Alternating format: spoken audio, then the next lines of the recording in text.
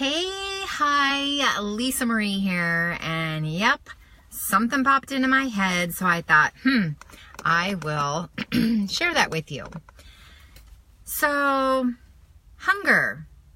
I mean, we all eat, right? And we all know hunger is something real, but why do we eat? I mean, other than staying alive and doing things, it kind of dawned on me here in our culture and really cultures all over the world, we all eat for various reasons.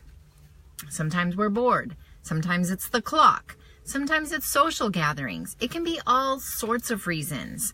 But did you know that the dictionary actually has a definition for hunger? And there's two of them. One of them is a noun and one of them is a verb. So the dictionary says, a noun, hunger is a feeling of discomfort or weakness caused by lack of food coupled with the desire to eat. Makes sense. The second one, which is a verb, hunger means to have a strong desire or craving for. So, obviously, there's a big difference between I'm hungry and I haven't eaten all day, and so our physical, biological need for fuel is a good kind of hunger. But the other type of hunger, which is the strong desire or craving, all that is a longing for and a desire for. So I kind of went on a little excursion because last night at the support group I was at, we were talking about hunger and different things, different types of hunger. And I was like, what? There's different types of hunger? There are. So I typed them out and I wanted to share this with you first. There's definitely a difference between head hunger and emotional or head hunger. Real hunger is, it kind of grows gradually, little by little. And then you'll actually eat pretty much anything because you're going to eat what's going to be fuel for your body, right? Then next thing is usually you can wait.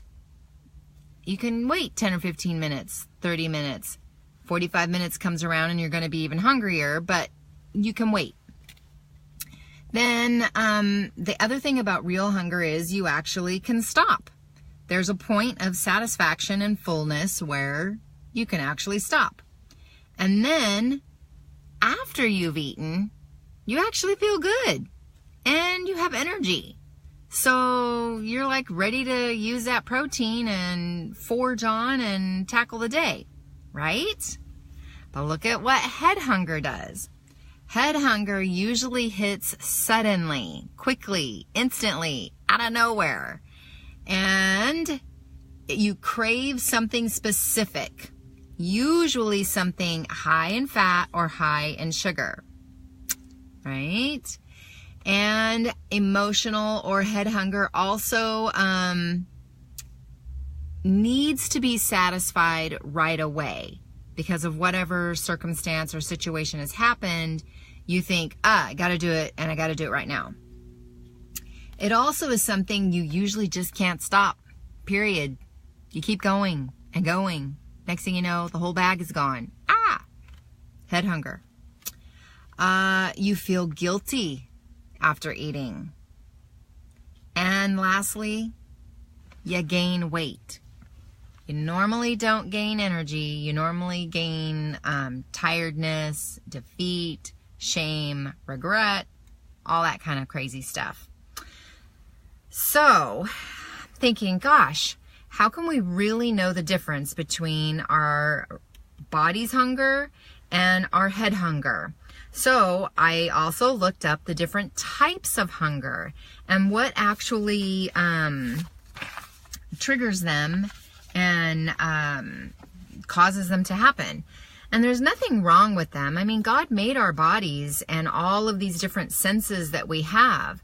However, we are in control and we have power. We don't have to give our power over to food or situations or circumstances or other people. So I typed this out too. There are different types of hunger. There's eye hunger. And what that is, it just happened to me this morning here in the office. Minding my own business, walking over to the fax machine to do some of my work, and somebody has brought in yogurt and bananas and danishes and hard-boiled eggs. Okay, they did do a couple of healthy options in there. Yogurt was extremely high in sugar. The bananas were really super big. The eggs were normal. And then the danishes, hello, carb crazy city. So eye hunger, visual hunger is you're not even thinking of food. And then you walk by something and, oh my goodness, there it is, and you're hungry. The thing about that one is you can actually pretty much out of sight, out of mind. If you walk away from it, you can pretty much let it go and you're not hungry anymore. So then that kind of leads to the second one, which is nose hunger or smells. And the thing about, you all know this, hello, it's nothing new. You walk into the mall or the fair or an amusement park or whatever, and something wafts through the air right up your nose. And you maybe just had lunch or dinner or breakfast, whatever. You just fueled your body to be able to do whatever. And what happens? You smell that and you think you're hungry. You are not. No, no, no. It's your nose. And your nose hunger, with the smell, it's not always our bodies telling the truth of any type of hunger. Most of these aren't. Most of them are lying. Our bodies lie to us. Can you believe that? I know my eyes lie to me all the time, but our bodies lie to us too. Okay, the third type of hunger, mouth hunger, which is different situations or tastes. You're looking for a specific taste. Actually, more accurately, you're looking for a certain consistency. You're either wanting something creamy or you're wanting something crunchy. And our old fat habits, what did we do when we wanted something crunchy? Chips, pretzel, chips and dip, kind of the combo, crunchy and creamy. I got to thinking, if we're really craving something crunchy, we can have something healthy. You can have celery or carrots or fresh cucumbers, or the picture I posted the other day of those amazing dried vegetables that are like a chip. They really are like a chip. And it gives you that, satisfies that crunchiness that you're looking for. Now, creaminess, if you're really craving something creamy, it could be anything from, a teaspoon of peanut butter to some yogurt or frozen yogurt, things like that. But the thing about the mouth stuff, it's really trying to curb a sensation. And that's when you need to ask yourself what it is you're going for. Okay, the next one is stomach hunger. Ooh, and that is the true stomach hunger is obvious. That's when your stomach is empty and it's growling and it's making noises that people can hear around you. And there's a difference between the emptiness and hunger noises versus the processing the food that you just ate an hour ago. That can be noisy too. My tummy is very noisy. So in that instance, you really do need to look at the clock and see, did I just eat a good, nutritious, satisfying snack or meal, and how long ago? Because we get going, and next thing you know, it is 2.5, 3 hours later, and you look at the clock and you go, that noise is because it is really hungry. And that's a good thing. Now, if it's an hour after you've eaten and your stomach's just doing all that noise, it's probably just processing. Don't let it lie to you. It is not hunger. It's just processing. Okay. The next one here is cellular. I'm like, what? I'm talking on a phone? No. Cellular is, how do I explain it? Cellular is what your body knows what it needs. Perfect example. You go on a cruise, you go on vacation, you go to somebody else's house, you go to a party, or like at Christmas time, how we all have all these different parties all in a row. Sometimes you have 2 or 3 in a day, but bring it back. Let's think of vacation. You go on vacation. A lot of people way overindulge. It's there, it's unlimited, or whatever. So you're eating all kinds of crazy fat, creamy, rich, different foods. And about day 2 or 3, guess what? Your body goes, holy smokes, I just want some salad or some steamed vegetables and some fish or water, things like that. That's your body. That's your cellular body, your cells that are working in your body for you even when you're not. Your cellular cells are telling you what you need, which after bariatric surgery, that's what we're supposed to be paying attention to, what our body tells us we need. Like if you're really craving certain things, I just learned this last night or relearned it. If you're craving red wine, you're really not craving to be inebriated, and you're really not craving dried, dirt-tasting grapes. You're wanting that dirt. You're wanting those minerals. You're wanting that earthiness. And that could mean your body is lacking something. It's lacking nutrients of some sort. So I say, call your doctor, get in, have your blood work done, and see what's up. Because whole other topic about drinking alcohol and having a transfer of addiction. So your cellular body's hunger or different type of hunger is a really good thing too if you pay attention to it. Okay, then mind hunger. What? Circumstances and situations. We all know this one very well, I am pretty sure. I'm pretty sure I don't even have to explain this to you. Your mind hunger are the ones where I should be eating healthy and I should be, having this choice and I should be making that. I have a very, very, very good friend who's also in this group and a part of it, who is a therapist, and she's awesome. And she said, we need to quit shoulding on ourselves. It doesn't do us any good, and it's stinky old behavior that needs to be tossed out. So stop it, because our mind hunger can play tricks on us too, and especially when we're doing it when we're emotional or stressed or overworked and tired. Oh my gosh, tired. Hello, that's another one. But that all falls under that emotional type of eating. Okay. So then the last one is your heart hunger, which is a different type of emotions, and your memories. When you're eating because your heart is into it, usually what that is we're trying to fill a void of some sort in our body. We could be lonely, we could be upset, we could be hurt, feeling unwanted, neglected, abandoned. All of those different things fall into our heart hunger. And what really needs to happen is our love tank needs to be filled up. But instead we stuff it with food. So it's not a real hunger, and it's just not good for us.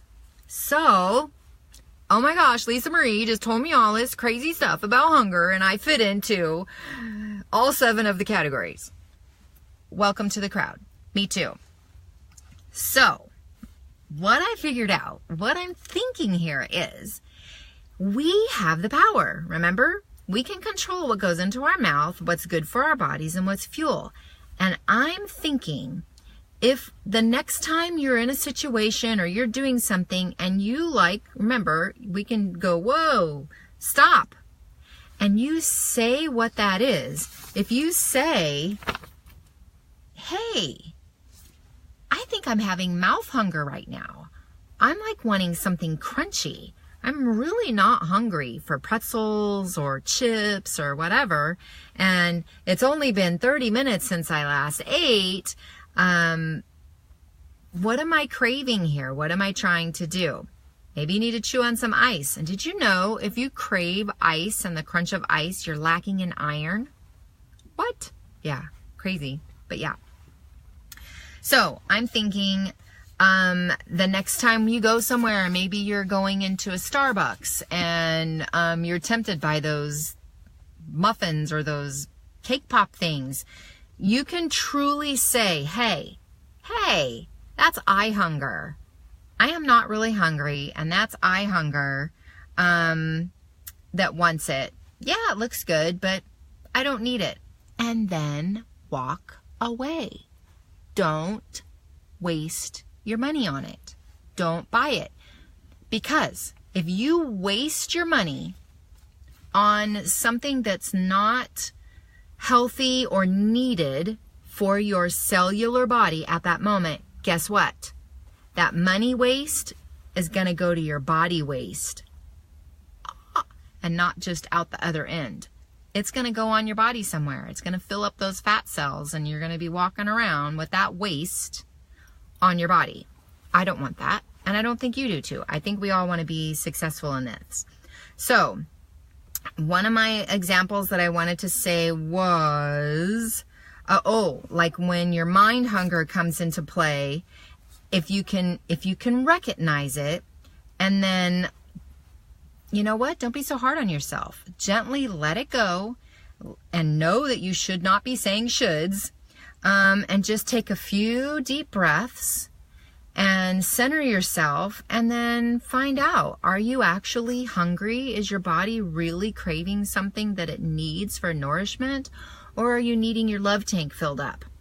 And we do have that power to actually speak up for ourselves and tell different people in our life, hey, I just need a hug right now. Hey, I just need a shoulder. Hey, I just need you to sit with me on the sofa and don't say a word. I just need to breathe, but I want to breathe with somebody. You know, it's okay. That's part of being human. So, the other thing about the heart hunger that I really wanted to stress that is totally good, and I totally recommend it, is if you need therapy, go get therapy. Ask your doctor, talk to your bariatric surgeon, because a lot of times this comes about after all those hormones are going all wonky on us. And they know that that's coming. Your PCP or your personal care physician isn't always in tune with stuff that happens to us after bariatric situations. So sometimes they just need a little education, and it's okay to ask them for it. And it's okay because a lot of times our insurance actually covers it and we didn't even know it. So just ask or look it up or do whatever. I just call, it's easier. But there it is. I thought I would share with you the crazy difference between head hunger or real hunger and head hunger, and then my different types of hunger that there are. And if you're suffering with any of them, welcome to my world. We are all in the same boat, but we have power, and you have power. We have power. We have power in prayer, first of all. And I've shared this before. It totally works. When you get your mind and everything in, what do you call it? In the right condition. That's not what you call it, but whatever. When you get ready to sit down and eat, especially if you've kind of checked off all the different things, it's time to eat, you're doing what your body thinks, you're not waiting too long, blah, all that stuff, then pray. Ask God to give your body the awareness and the senses of when you've had enough and you're satisfied, when you're full. If you don't have the runny nose or the hiccup or the burp, then ask for Him to give you some kind of sign that you know. And maybe it's just staying within your portion boundaries. You know, that could be it, but He likes answering prayer. He really does. So just ask and say, you know, help me, give me the strength to stop when I'm full and satisfied and not have more than my body needs. And honestly, that might mean portioning out and measuring and weighing stuff and not relying on the plate or the bowl that's set before you. Okay? Be brave. Stand up for yourself. Speak up for yourself and talk to yourself when one of these things come in or one of these things come in, and stop it in its tracks and name it for what it is, and then move on to a successful day. Okay? Have a great rest of the day. Sorry I didn't read today, but I really thought this was important, and I